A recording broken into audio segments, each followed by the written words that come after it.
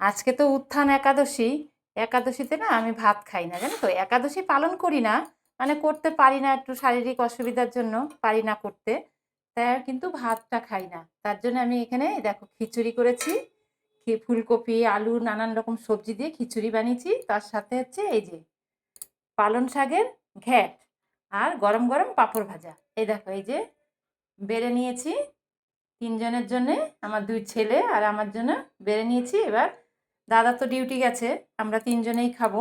ছেলেদেরও আজকে ভাত খেতে দেব না, ছেলেরাও আজকে এই খাবে, আমার সাথে সাথে একাদশী পালন করবে এইভাবে করে। তাহলে চলো খেয়ে নিই, খেয়ে নিয়ে বলি কেমন হয়েছে। এ বাবু, আয় বস, এই দেখ, তুই খেতে থাক, আমি পাঁপড়টা নিয়ে আসি। তারপর কি হলো? হয়ে গেল তো খাওয়া, বসে এই আছি তো এই তখন। তো এই যে এই দেখ এই দেখ এই দেখ, গরম গরম বাবা, হাতে ধরতে পারছি না, গরম গরম পাঁপড়। নে নে নে নে নে নে, খা। আরে একটু তেলটা গরম হতে সময় লাগে তো, তারপরে তো ভাজবো।